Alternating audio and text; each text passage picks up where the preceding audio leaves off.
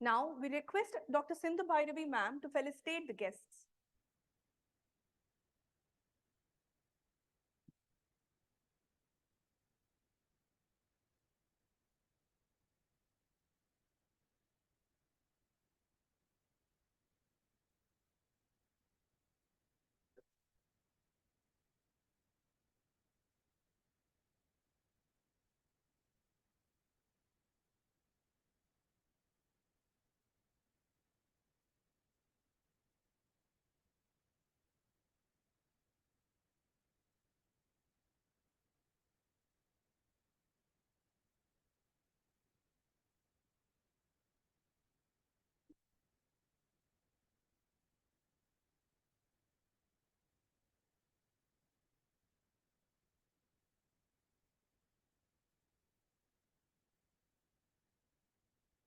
Thank you, ma'am. Before I welcome our guests, let's know more about them. Ambassador Mr. Vishwanathan Sir is a Latin American expert.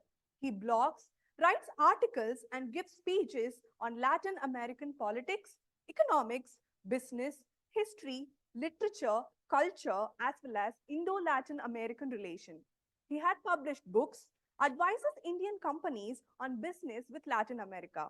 He was an ambassador to Argentina, Venezuela, Uruguay, and Paraguay. He was the first Indian Consul General in Sao Paulo, Brazil. He was the first, he was the head of Latin American division of Ministry of External Affairs of India. He speaks Spanish and Portuguese.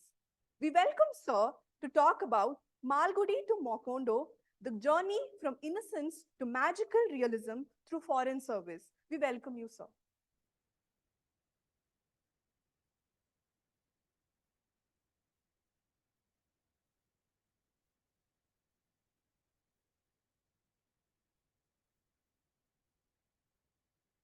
Hold it. I can put it here.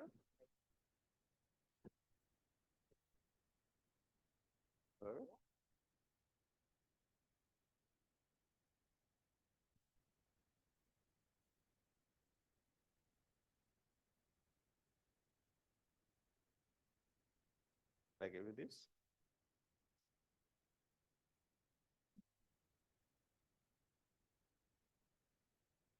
Good morning. The title of the talk is Malgudi to Macondo, my journey from innocence to magical realism through foreign service. The key word in this long title is journey. It was a literary journey. It was a literary journey which had brought about an intellectual, emotional, cultural, and spiritual transition and transformation in my life. The literal part of the journey, the physical part of the journey, for that, the ticket was given by the foreign service to travel on. The ticket for the literary journey was given by books. Books had played a fundamental and decisive role in shaping my life and my career. Books had inspired me, influenced me, defined me, and driven me. I am what I am because of the books I have read. So, if you find me as, or the title of my talk as complex and confusing, blame the books, not me. I am innocent. The starting point of the journey is Malgudi. Malgudi is a fictional town. There is no place. It's a fictional town in the novels of, in the stories of R.K. Narayan. It's an imaginary place. It's in most of his stories and books. The characters in these books, in these stories, are people who are simple, plain, God-fearing, pious, austere, and innocent. Now, innocence can manifest in many different forms. For example, there is a sweet and adorable innocence of a child. There's a story of Jayakantan, the famous writer from Tamil Nadu. In that story, there is a thief. He's caught, he goes to jail, and then comes back and tries to settle down in his place. But his neighbors and the people in the street, they all shun him. He's a thief, had gone to jail. So they tell the kids, see, he's a thief guy. So don't talk to him, don't go near him. So he is alone, isolated. So one day when he's inside his house, a little girl comes and knocks on his door. He opens the door. She asks, are you the thief, uncle? Are you the thief, uncle? He's embarrassed. Anyway, he opens the door, let's say, he says, yes, I am. Then she asks, can you steal some candies for me from the corner store? And don't tell my parents. And his life gets transformed. So this is a sweet and adorable innocence of a child. Then there is an amusing, scholarly innocence. There is this scholar who likes reading. And one day his girlfriend tells him, darling, I had a dream yesterday night that you were giving me a diamond necklace as a gift. So the scholar is absent-minded. Says, okay. Then in the evening, he comes back with a gift and gives it to her. She opens it very anxiously, hurriedly. And inside, what is there? A book with the title, Interpretation of Dreams.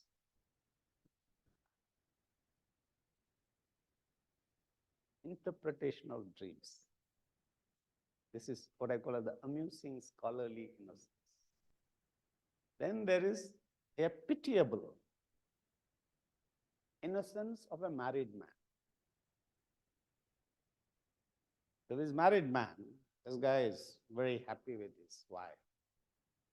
So he goes to a temple to thank God for blessed him with a good wife. So he says, God, you had made my wife so pretty and pleasant. God appears and says, yes, son, I did it so that you love her. And he says, God, she is a fantastic cook. She makes delicious food.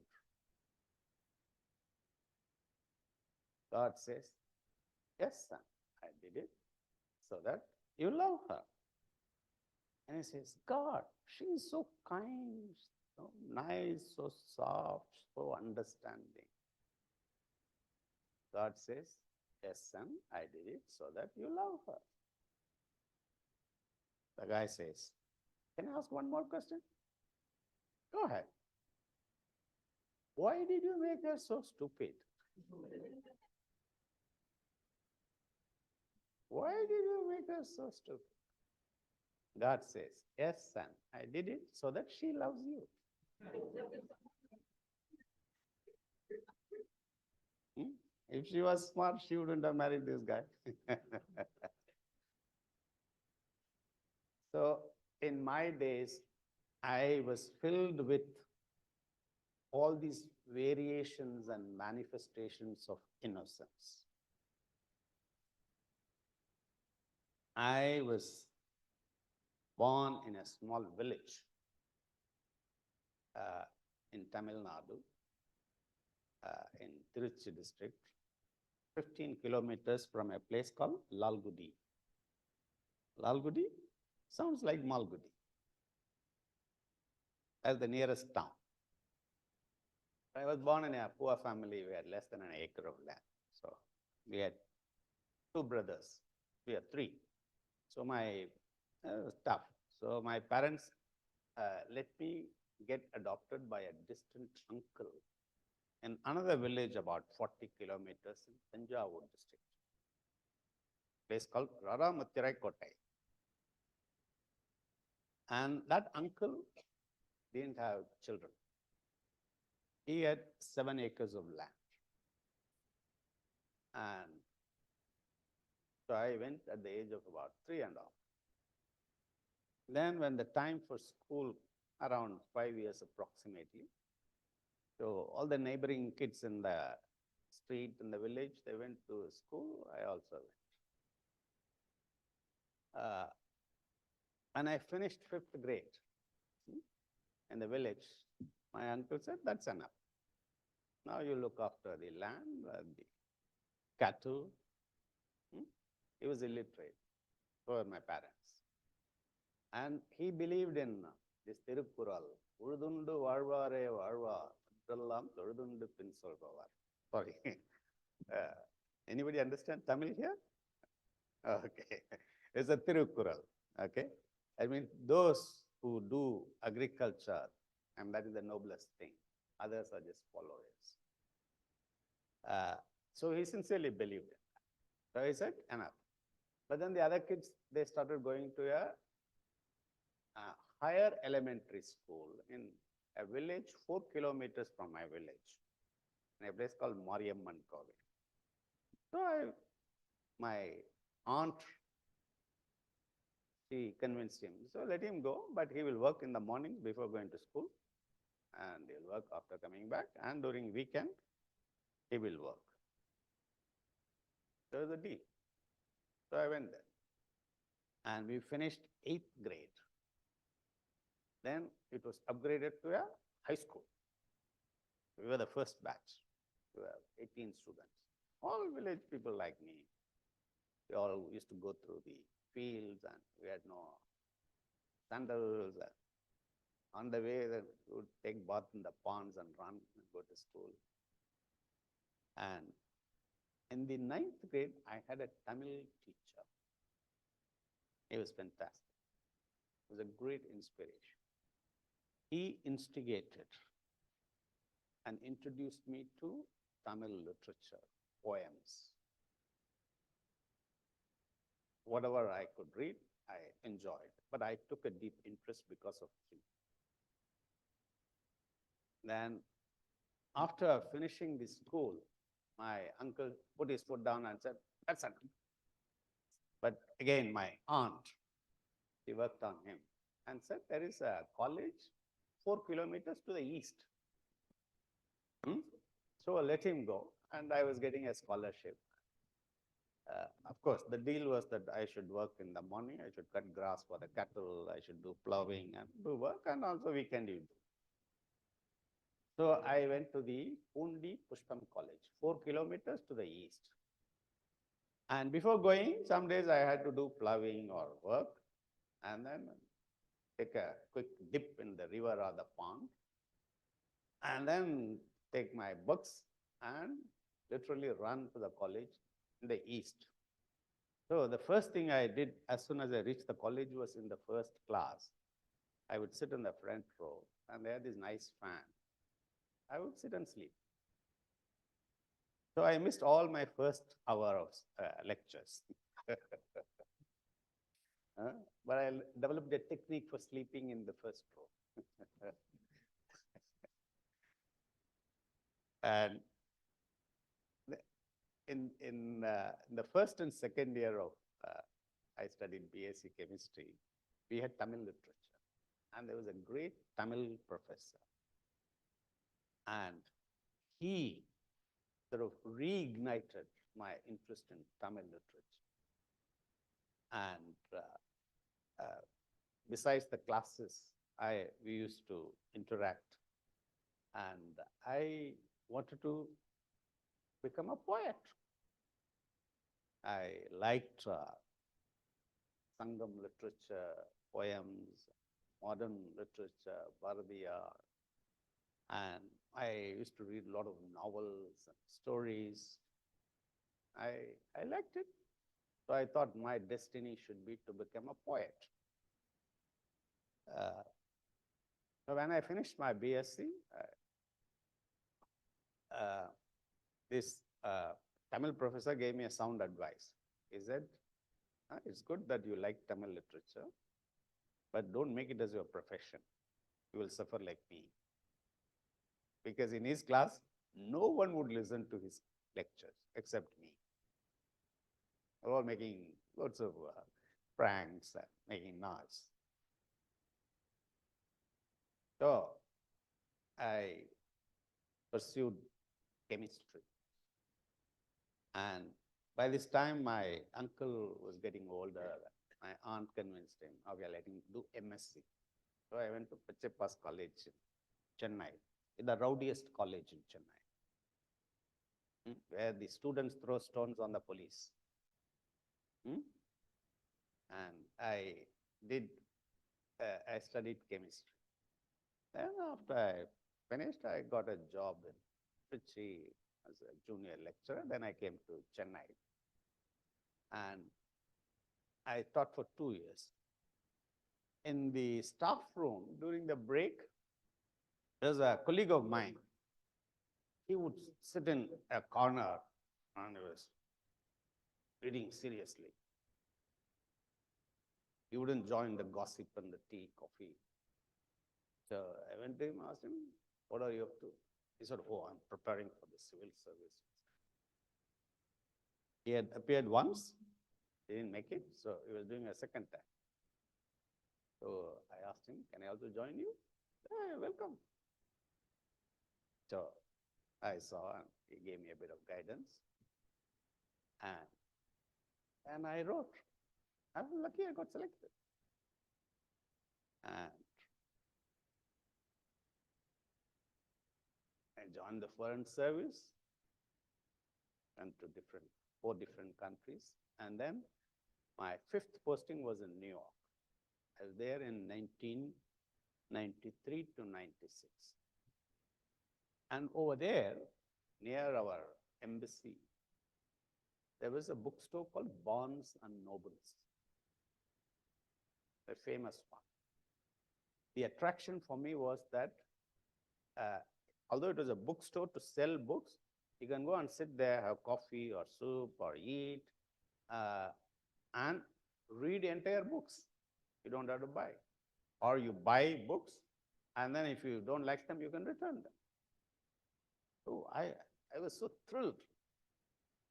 And in the United Nations, we used to have meetings 10 to 1 and 3 to 6. And many of them very boring. They say United Nations is a place where everyone talks, no one listens. So whenever it was boring, I would slip out and go to these Barnes and Nobles and sit and read books. And there, while I was browsing, I was doing random reading, and I came across this book called Love at the Time of Cholera. I saw that. I said, what a sick title is this? Huh? Love is so romantic. And here, talk about cholera. It sounded funny. Out of curiosity, I read, I liked it, and I bought it. I fell in love with the book. And the author is Gabriel Garcia Marquez, Colombian writer who got Nobel Prize. Then I read all of his books. Then I read more books of other Latin American authors, Maria Vargas Llosa, Isabel Allende, Carlos Fuentes, Julia Alvarez, many. These books are different from R.K. Narayanan's Malgudi. These were books of magical realism. You know, magical realism. It's a kind of literature made famous in Latin America. And Gabriel Garcia Marquez is one of the fathers of magical realism. Is there anyone from Kerala here? O.V. Vijayan, they say, oh, he invented magical realism in Kerala. And anyway, 100 Years of Solitude was the bestseller in Kerala at one time, in translation. So I fell in love with this book and magical realism. Then I decided that my journey should be towards the south, to South America. So I got posted in Brazil. I spent 4 years. I went to Venezuela, and I went to Argentina. Even when I came to Delhi, I was dealing with Latin America. I had gone to every country, every city. I feel at home in any city in Latin America. And the thing I like about this magical realism and about Latin America is the Latin American people. They are colorful, cheerful, and playful people. They think they are the greatest experts on love, L-O-V-E. They think it is their core competence, it is their USP. And even in international affairs, they have a saying, an ideal world is the one in which the French should be cooks, the Germans should be engineers, the British should be policemen, the Swiss should be financial managers, and Latinos as lovers. Distribution of work, international distribution of labor. So this is their core competence. So they say an ideal world is the one where these people do this kind of work. Well, the world will become a hell if it gets changed. If the British become the cook. Uneatable. Or if the French become the engineers, they'll constantly complain and don't do any work. And the Germans become policemen, Nazis, Gestapo. And the Swiss become lovers. Can you imagine? Very unimaginable. And Latinos becoming financial managers, the world will go bankrupt the next day. Because they spend more than they earn. That's why all these debt default crises all over Latin America.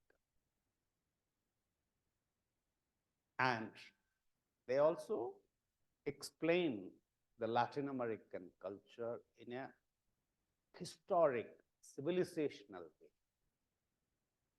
They say, the beginning of the world, there was Moses who stood on top of the hill and put his hands up and said, God, you are omnipotent, all powerful. We are nothing. Then came King Solomon. He put his hands here and said, man, use your head to justice. Then came Karl Marx. He put his hands, Jesus. He put his hands here and said, love thy neighbor. Problems will be solved. Then came Karl Marx. He put his hands here. Man, if the stomach is empty, there will be revolutions. And then came Sigmund Freud. That is the root of all the problems. But the Latin Americans say that they have reached this Freudian stage. That is why there are so many problems. But although they say love is their core competence, they have a song in Spanish. It says, no te prometo amor eterno, porque no puedo. Soy un cazador de mariposas, tripulante de navios. Anyone understand Spanish here? In school? Okay. It says, I don't promise you eternal love because I cannot. I'm a hunter of butterflies. I'm a flyer in the clouds. So I don't promise you eternal love. But then they have a way of life. They don't live the life. They celebrate life. There's a famous Argentine pop song by a singer called Axel, A-X-E. The song goes like this. Celebra la vida, segundo a segundo, nada se guarda, todo se brinda. It means celebrate life, second to second. Don't hold anything. Give out everything. Celebrate life. Now, after listening to this song, I lost my Malgudian innocence. I embraced the Macondo Magical Realism. So my life was transformed. Now, you would ask me like John F. Kennedy, it's all right, you got this personal transformation in life, riding on the foreign service, but what have you done for the country? Huh? Ask not. Huh? You remember that John F. Kennedy quote? Huh? What the country has done for you, what have you done for the country? Let me tell you. When I went to Latin America, to Brazil for the first time in 1996, at that time, in India, there was no interest in Latin America. They thought, adventurous people, debt crisis, hyperinflation, currency crisis, military dictatorship. There was a prejudice. And the Latin Americans in 1996, they thought the Indians were believers in karma and philosophy. And they used to have a joke about Indians. How do you make an Indian laugh on a Friday? How do you make an Indian laugh on a Friday? Tell him a joke on Monday. It will take 5 working days to process it, to diagnose it, to discuss it, debate it, and then finally decide to laugh. So this was the mindset on both sides. But because I read not only the magical realism novels, but I also read about politics, economy, markets, and history and culture, I reached out to the Latin Americans, talking about the emergence of a new India. But more than that, I started educating the Indian policymakers, business people, think tanks about a new Latin America which is emerging. With facts and figures. I used to give lectures in Confederation of Indian Industry, FICCI, and Export Promotion Council, university, giving an Indian perspective of Latin America. Don't go by what CNN says, what New York Times says, because they are agenda driven, they have a prejudice. So we should look at it with our own eyes, from our own perspective. And I focused more on economic difference. the opportunities for exports, investment, joint ventures. Now, let me give you some examples of the outcome of this journey of economic diplomacy. Today, last year, India exported $22.5 billion to Latin America, which is not a small amount. Today, we export more to some of the Latin American countries than we export to neighboring countries or our traditional trading partners. For example, last year we exported $270 million to a tiny country called Honduras. You know Honduras? 7 million population. Central America, you have to do 2-3 transshipments. We did $270 million, which is more than our exports to Cambodia, which was $230 million. Cambodia is in your backyard. More population, historic connection.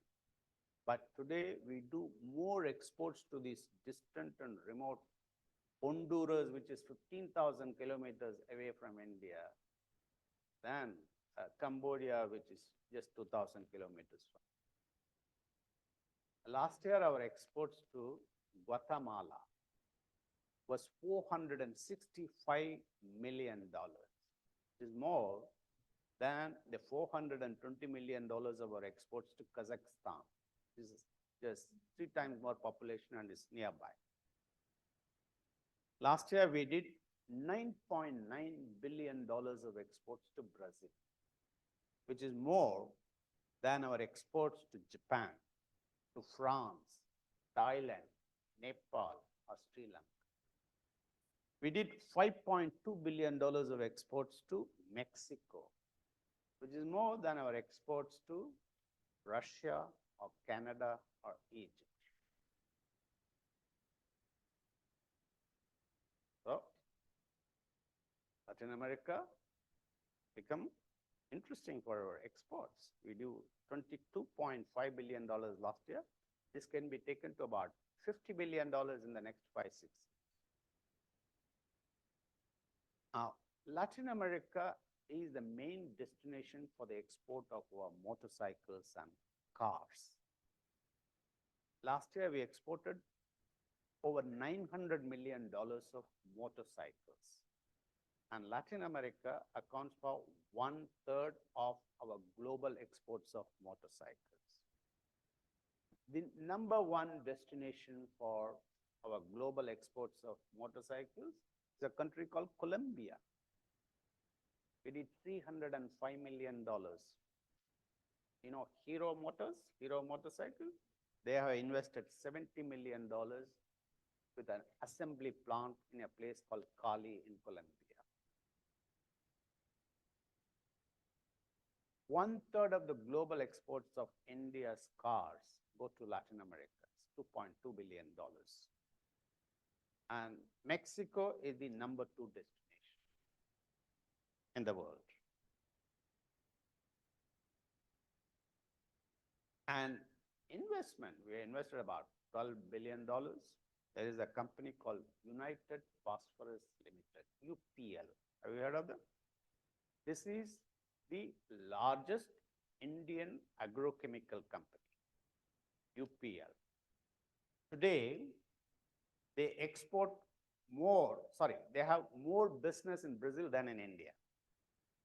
In Brazil, they have about $1.7 billion. In India, under $1 billion. All over Latin America, they have around $2.5 billion. There's a company called Mother Sons in Noida. They do auto parts. They have 24 auto parts plants in Mexico, Brazil, and Argentina. They employ about 20,000 staff, and they have annual turnover of $800 million. TCS, Tata Consultancy Services, is present in something about 13, 14 of the total 19 countries of Latin America. They employ about 50,000 local staff. And along with them, there are other IT companies, BPOs and KPOs have gone. Together, they all employ about 60,000 Latin American staff. And they do an interesting line of business. You know, our main business is providing service to American companies, #1 market, and Europe next. So now these companies in Latin America, TCS and Wipro in Latin America, you know what they do? They provide 12 hours of service from Latin America. And then when the night falls, the Latin Americans go to sleep and they transfer the work to Indians and they do the other 12 hours. Then the next day morning it goes there. It's fantastic business. It's a win-win for everyone. Everyone can sleep now. Huh? You don't have to work 24 hours. As I call it the 12 by 12 business model. And Latin America has also emerged as a contributor to India's energy security and food security. And our largest import, over $150 billion, is oil, petroleum. Now, we want to diversify our sources of purchase and reduce our over-dependence on this volatile Middle East. Now, Latin America has a lot of oil. They export about 4 million barrels per day. Venezuela has the largest oil reserves in the world, more than Saudi Arabia. So we have started importing oil from Venezuela, Brazil, Mexico, Colombia, and Ecuador. 2013-14, we were importing about 15% of our oil from there.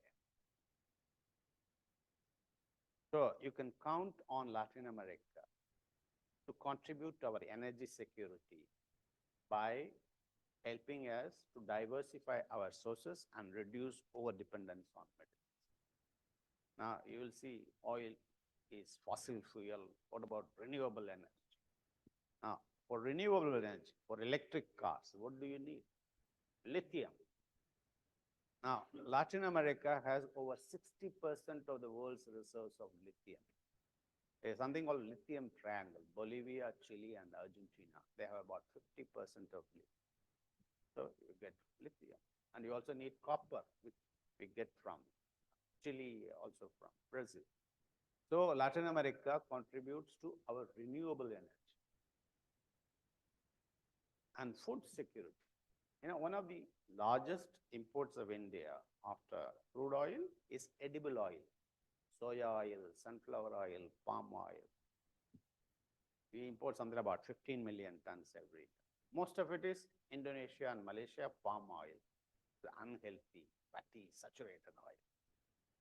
So we want to reduce our over-dependence on Malaysia and Indonesia because they have the monopoly, they keep increasing the prices, and all the oil is not healthy. So we want to diversify our sources of purchase and get healthier oil. So here comes Argentina, the largest exporter of soya oil in the world. Last year, we imported about $4 billion of soya oil. Also, we import sunflower oil. So from Argentina and to some extent Brazil, we have been importing regularly. Because of Ukraine war, we couldn't import from Ukraine, so we imported more sunflower oil from Argentina. And India has perpetual shortage of edible oils. We always have to import. And with more population, we are going to increase more.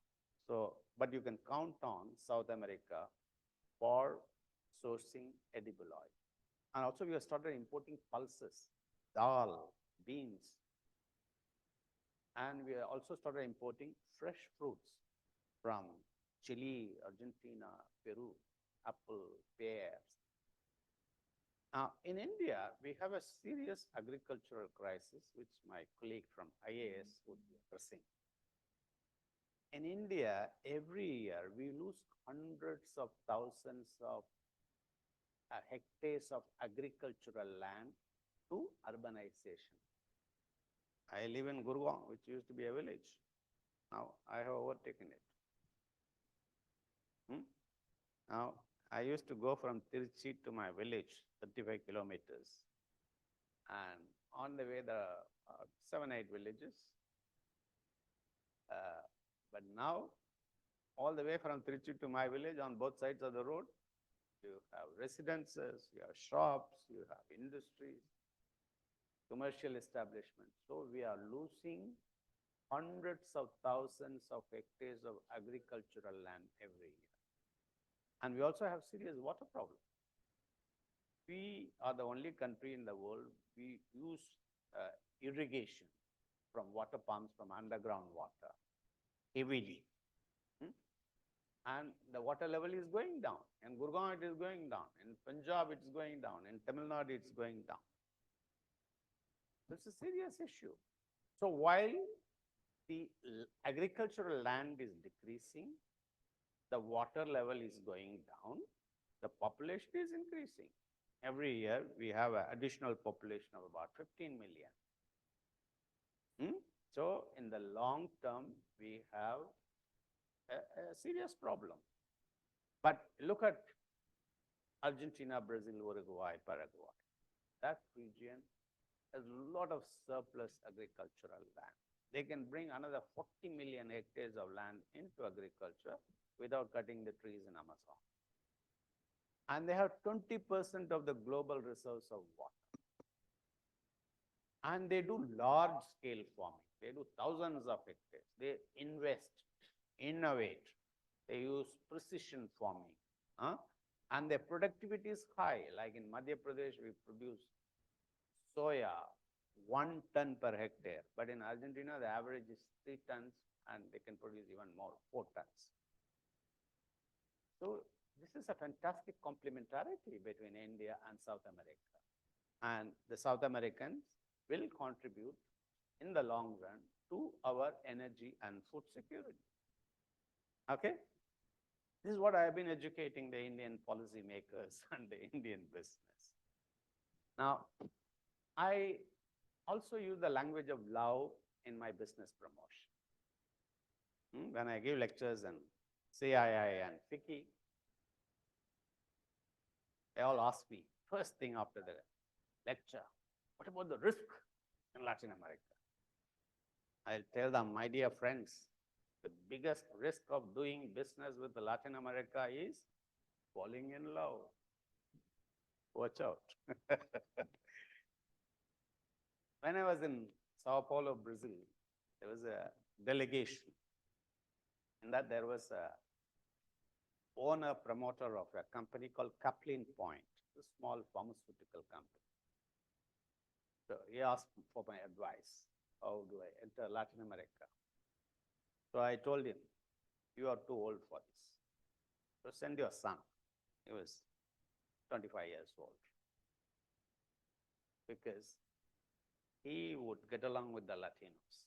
He would understand love. And don't send him to Brazil or Mexico. These are large markets. You have to compete with the bigger companies. You are a small company. They won't care for you. You go to a smaller country. So he sent his son to Guatemala in Central America. A guy called Partiban, Ashok Partiban. The first thing he did after reaching Guatemala is falling in love. He fell in love with a Guatemalan girl. Married her, he's still there for good. He knows the market perfect. Now, this company doesn't even give export on letter of credit.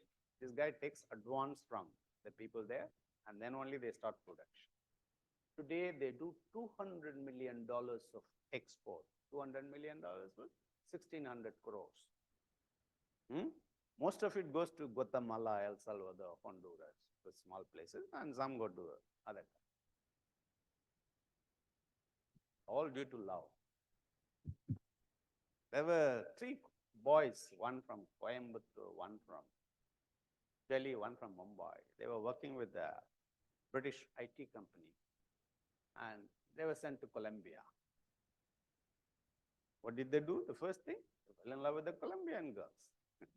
Three of them. Married them, settled there. And they resigned their jobs. And they started their own company called Sophos Solutions, banking software company. They did so well. Even the Bank of Colombia invested in that. There was, from Kerala, there was a guy called Matthew Kodat, IT guy. He went to Honduras. Same thing happened. Fell in love with a Honduran girl, married her. He's become a filmmaker. He is a producer and director of films in Spanish in Honduras. He is the #1 filmmaker. So they make only 1 or 2 films a year.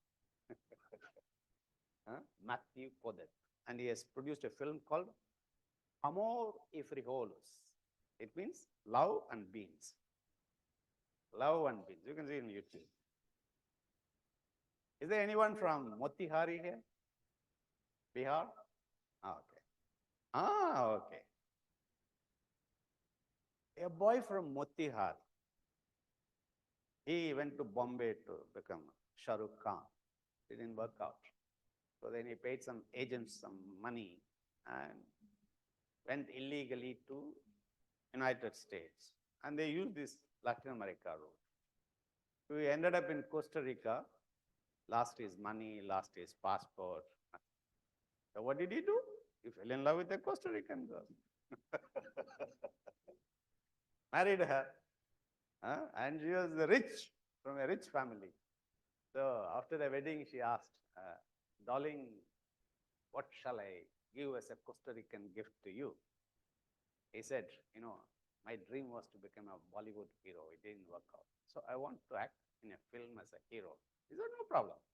She put up over $1 million and he produced a film in which he was the hero. It's called Enredados la Confusión. It means entangle the confusion. This is the first Spanish film produced in Latin America in pure Hollywood style, with all the song and dance and fight. It took dancers and choreographers from India. It's a great success. So he's become a hero in Costa Rica because of love. Now, the girls might say that, is it only the boys who do it? No, of course not.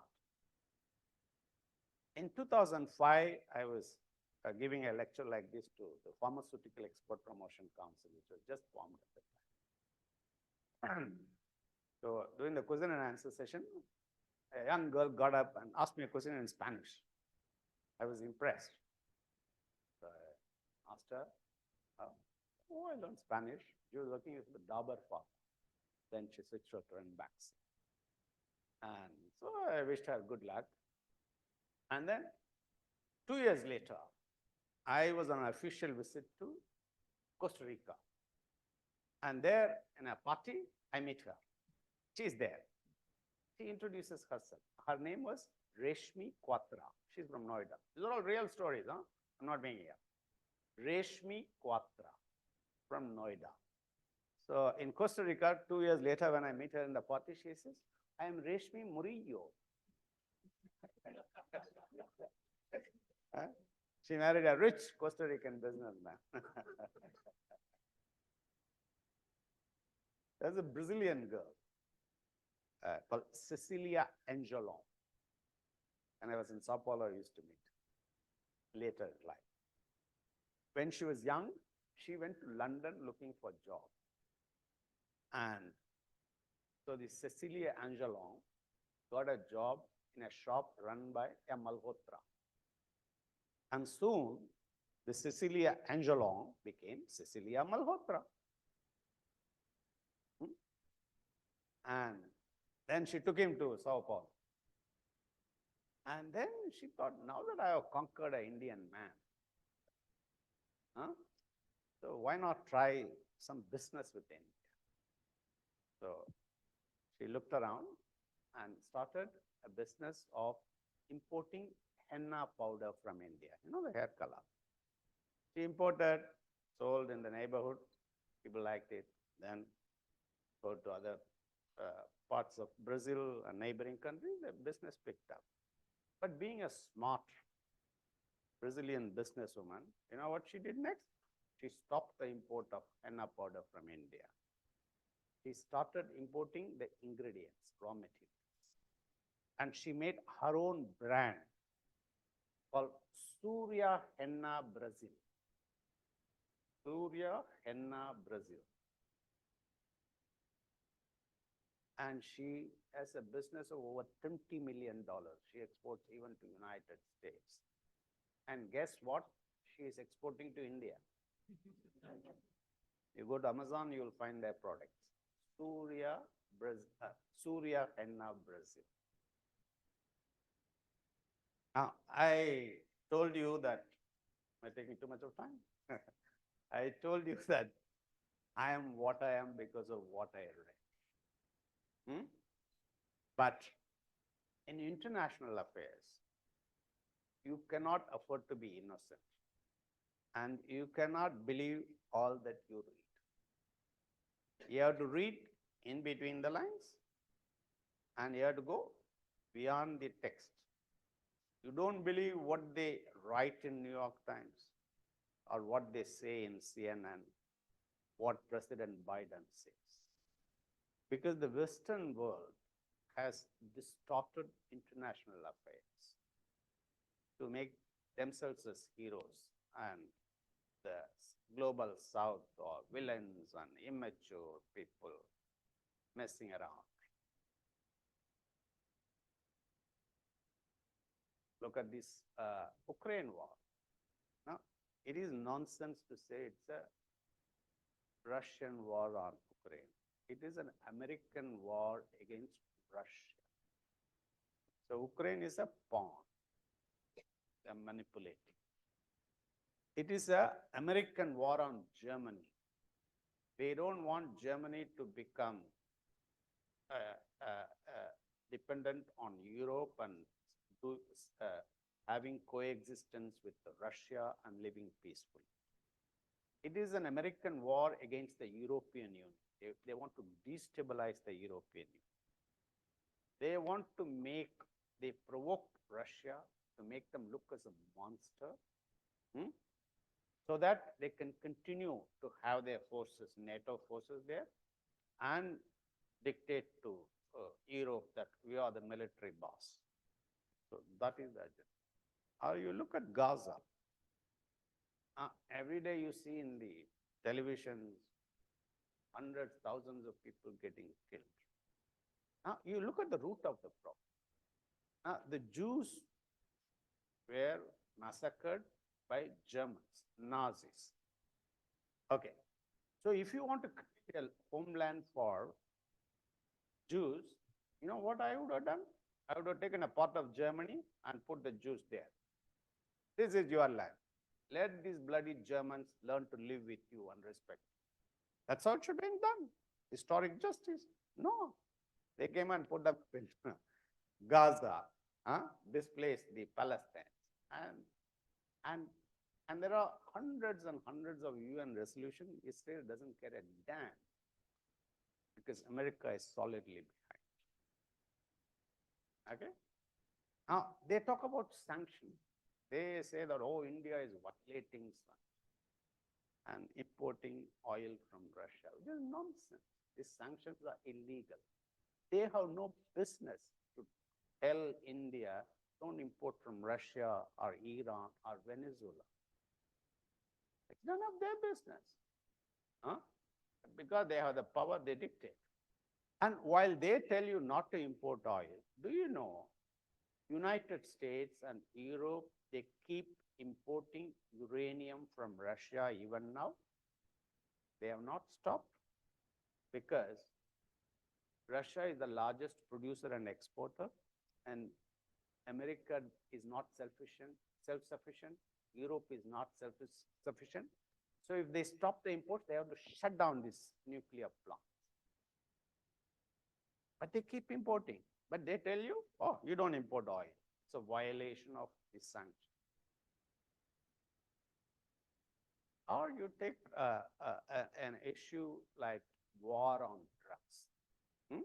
You all read? I was in Narcos in Netflix, where the American DE officer is the hero and Colombian is the villain. That's nonsense. Drugs is not an issue. It is a business. Over $300 billion of business. It is a consumer-driven, demand-driven business. They don't supply drugs to Bangladesh. They don't pay top dollars. But the Americans consume happily.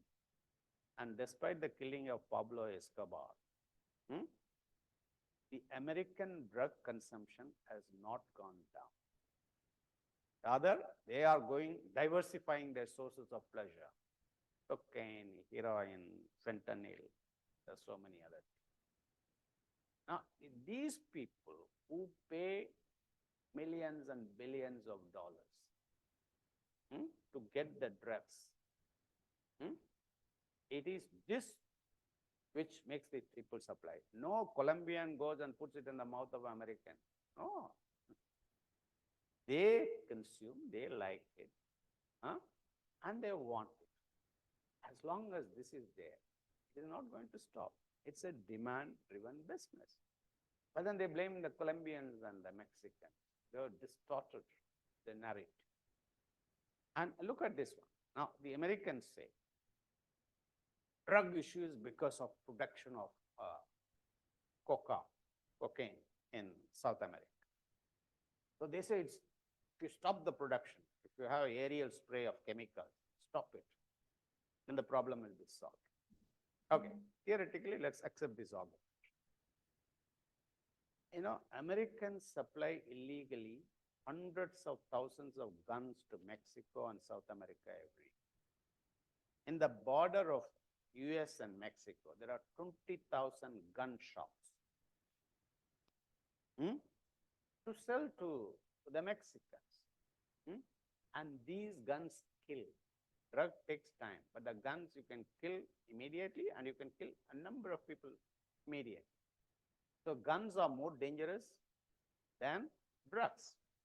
So today in Mexico and across Latin America, Central America, there are hundreds and thousands of people who get killed in this war, crime, violence because of the guns supplied illegally by United States.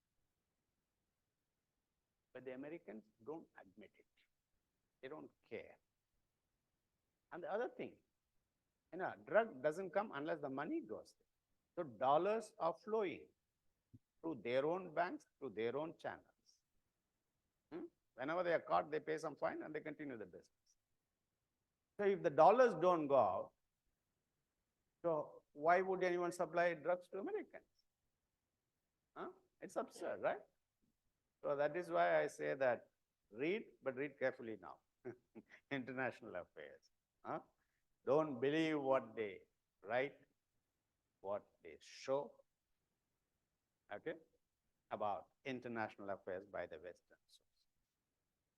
Now, I told you about how reading shaped my life.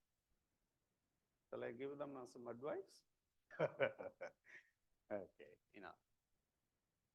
when reading, I believe you should read 3 kinds of books.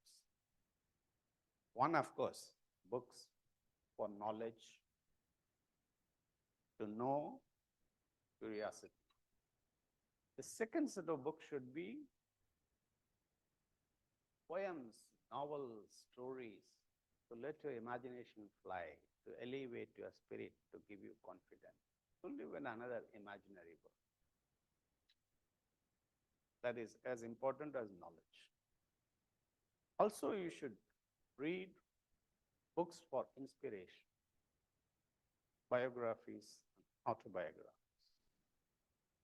Then you can relate yourself. For example, the latest books which have inspired me are books on Kurian, the father of white revolution, and Sridharan, the metro man. I keep reading and getting inspiration. Now, reading is one part, but you should go beyond reading. And when you read, you absorb the ideas, thoughts, information. But when you write, it's your own. Hmm? So your originality, your creativity comes. So you should have a practice of writing every day. Write a diary or write a blog or write love letters or anything. When you keep writing, if you know in your vocabulary, if you read say 1,000 words, you would be able to use only maybe about 50 words. The rest of them you know. And it's like somebody you have met in the crowd, but they are not your friends. Huh? So when you write, only the friends come. Those words which you have assimilated, which you can use, you can command and express yourself. So writing should be as important an exercise as reading. Then you should go one step more, talking. I told you I studied chemistry, BSc and MS. I didn't understand anything. I passed the exam. But I understood chemistry only when I became a lecturer. And I have to teach to other people. So you should use as many opportunities as possible to talk about some subjects to your friends or to your brothers or other people. When you talk, when you write, you have an advantage. You can edit it any number of times. But talking, you can't say, sorry, I'm withdrawing my word. You can't say that. So you have to express yourself instantly, spontaneously, naturally. So that is a practice. So you have to explore and exploit all opportunities to talk about yourself, about your subject, about your aspiration, among your friends or other people, or if there's any opportunity to give lectures, you should, because that refines. And of course, reading, writing, talking is okay, but it should not be impersonal. There are some human bonds. We live with other people. So in this bonding, I would again say 3 kinds of people. One, with people who admire you. Your kid, sister, brother, your father, mother, or friends who admire you. They give extra energy for something which you don't get in reading. When someone admires you, appreciates you, believes in you, faith in you, that gives an extra energy, extra spirit. So you should keep it up. And you should always reciprocate, be good to them, nice to them, kind to them, and nurture those who admire you. The second is those whom you admire, your mentors, your professors. Like I told you, my life got changed because of the Tamil teacher in 9th grade and the Tamil professor in the college. They changed my life. Like this, I had many other mentors in my job. One of them was Manishankar Iyer. You heard of him? A politician, he's a little crazy like me. He was my boss in Karachi. I was awe of him. He was such a great orator and writer. So you should have these mentors, living mentors, with whom you can talk, you can seek advice, you can seek clarification, help. It always helps. And third, peers, your competitors, your colleagues, your fellows with whom you compete. Because if you admire and they admire you, it becomes a mutual admiration society. But there is no competitive spirit. So for the competitive spirit, you have to have as many friends who do the same thing like you, and you want to do better than them. That is why joining these academies is useful, because if you sit at home and prepare, you don't know where you are. But when you are here, somebody is good at geography, somebody is good in international affairs. Okay, so that motivates you. So you should have a company of peers and competitors who would challenge you and who would motivate. Well, now success is 1/3 competence, talents, 1/3 hard work. Not hard work, don't work like a donkey, smart work. And 1/3 confidence. And without confidence, you can't. You know, when I was young like you in the 1990s, we used to have a joke. Uh,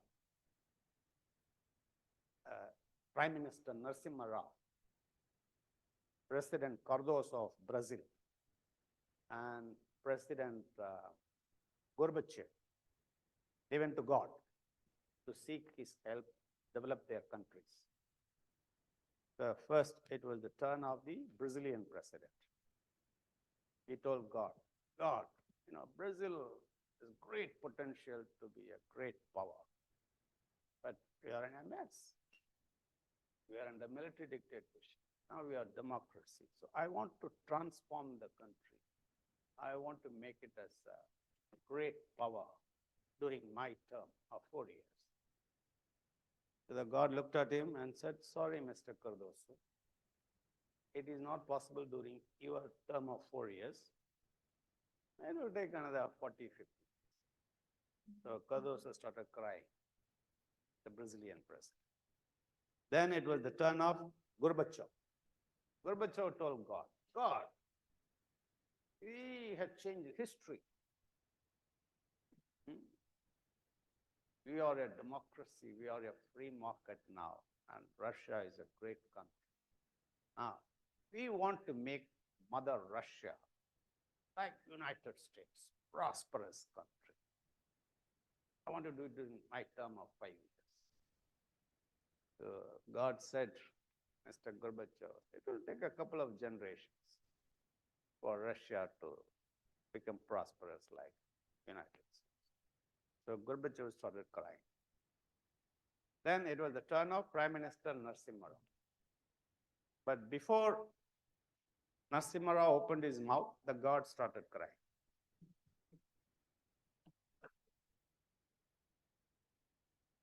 God said, Mr. Rao, I know what you're going to ask, but it is not possible during my term.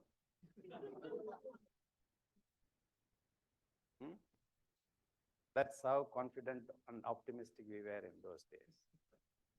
But now, somebody like you working in TCS, he sends a WhatsApp message to God.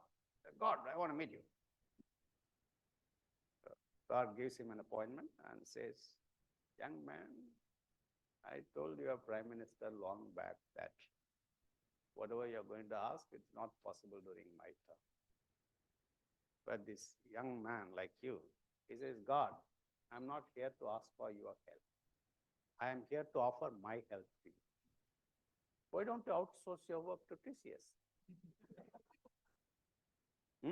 We will do the work at 1/3 of the cost. We'll do efficiently. You can go on vacation. Thank you.